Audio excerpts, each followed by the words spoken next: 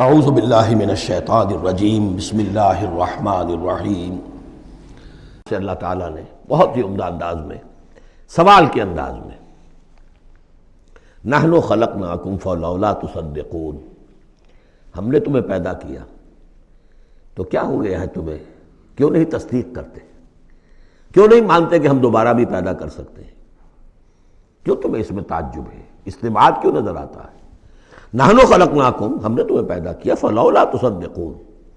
افرأیتم ما تمنون، کیا تم نے کبھی غور کیا جو تم ٹپکاتے ہو، وہ منی جو تم ٹپکا دیتے ہو، انتم تخلقونہ ام نحن الخالقون، رحم مادر میں اس کی تخلیق تم کرتے ہو یا ہم کرتے ہیں؟ یہ بہت وہ انداز ہے کہ پالتا ہے بیج کو مٹی کی تاریکی میں کون، یہ بھی آگے آ جائے گا۔ یہ سارا تخلیق کا مرحلہ کون کر رہا ہے؟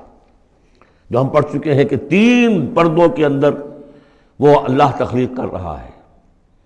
ابڈومینل وال بھی ہے، پھر یوٹرس کی وال ہے، پھر اندر وہ جھلی ہے، 3 پردوں میں، فی ظلمات ثلاث، کون تخلیق کر؟ تم تخلیق کرتے ہو، تم نے اعضاء بنائے ہیں وہاں جا کے، تم نے ان کی آنکھیں اور کان بنائے ہیں۔ نحن خلقناکم فلولا تصدقون افرأیتم ما تمنون، تم نے تو بس وہ بوند تھی وہ ٹپکا دی، انتم تخلقونہ ام نحن الخالقون،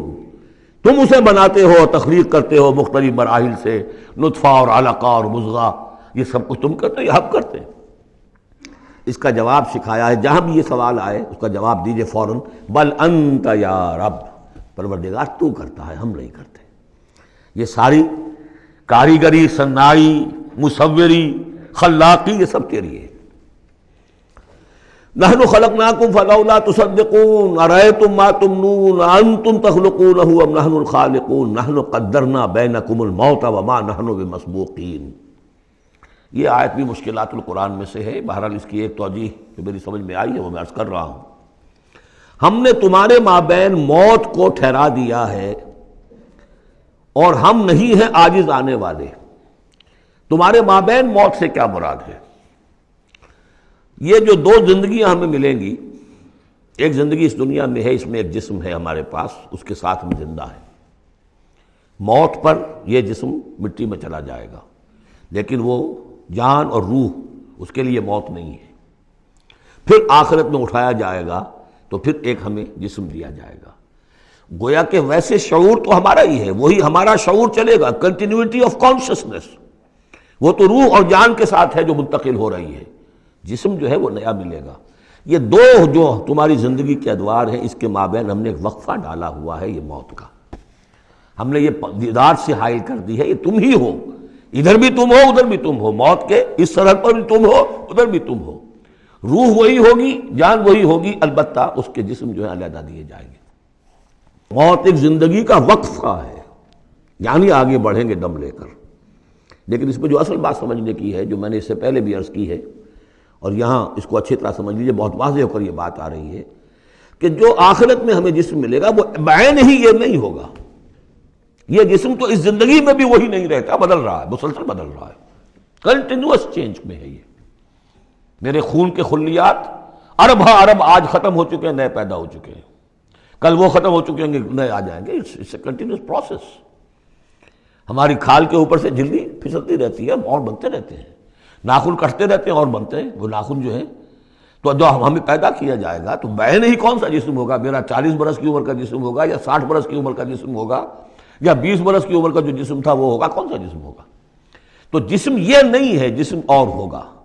لیکن ہوگا اس جیسا، جس کے اندر سارے یہ معاملات موجود ہوں گے،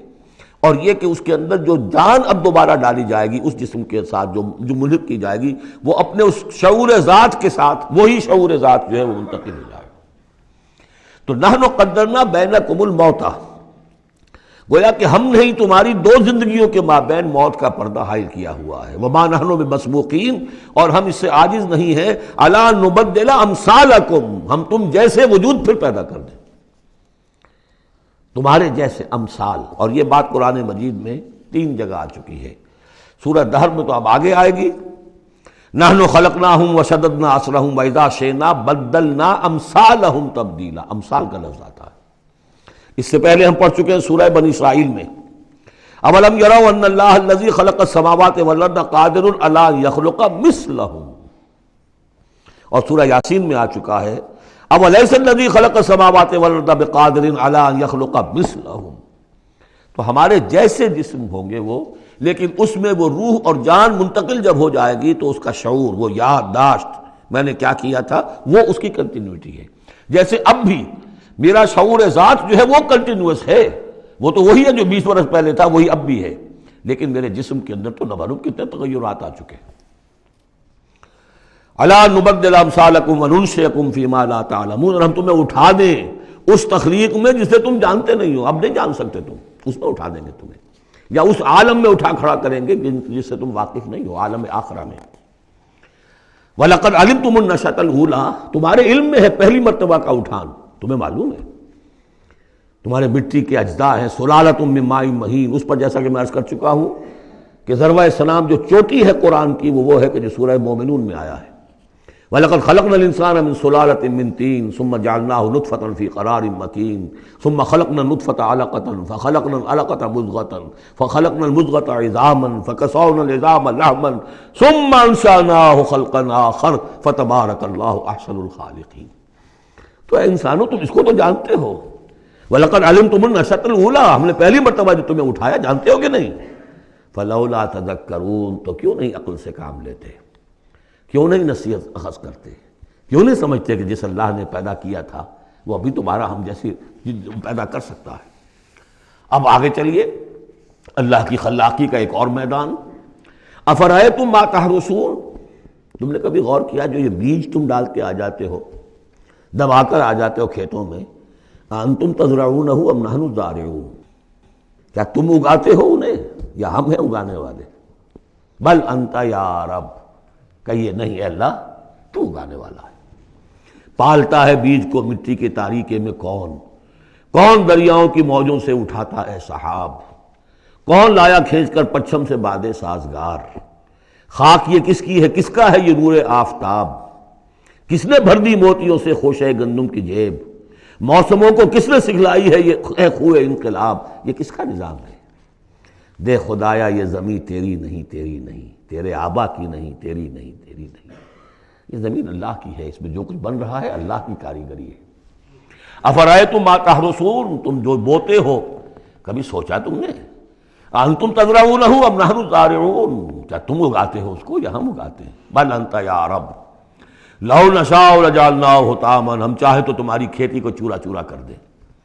کوئی آفت سماوی آئے، کوئی جھکڑ چلے، کوئی اولے پڑ جائیں، فظلتم تفکہون، تو اب تم بیٹھے رہو باتیں بناتے ہوئے، چیختے چلاتے ہوئے، انا لمغرمون، ہم پر تو بڑا تاوان آ گیا، ہم نے بیج ڈالا، ہم نے کھاد ڈالی، ہم نے یہ کیا، سب بیڑا غرق ہو گیا، انا لمغرمون، ہم پر تو بہت بڑا تاوان آ گیا،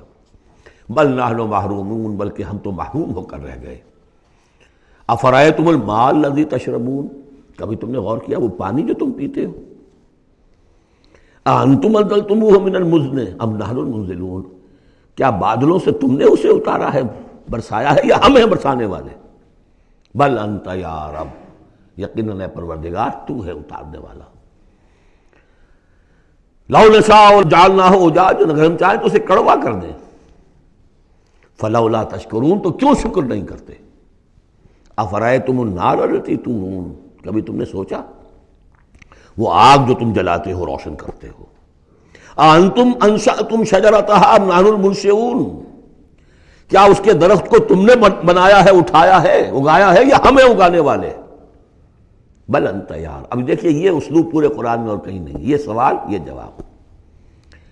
افرأیتم النار التی تورون انتم انشأتم شجرتها ام نحن المنشئون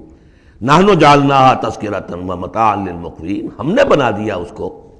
ایک نشانی یاد دلانے کو، اور جنگل والے اور مسافروں کے لیے ایک بہت بڑی متاع، یعنی وہی درخت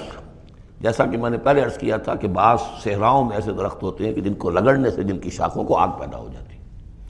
ویسے عام معنی میں بھی یہ ہے کہ عام طور پر لکڑی جلا کر آگ جو ہے آدمی حاصل کرتا تھا، درخت کس نے اگائے، تو وہ عام معنی میں بھی ٹھیک ہے، لیکن خاص طور پر وہ درخت جو ہے فسبح باسم ربک العظیم، پس تسبیح کرو، پاکی بیان کرو اپنے رب کی، اس کے نام کی کہ جو بہت عظمت والا ہے۔ صدق اللہ العظیم۔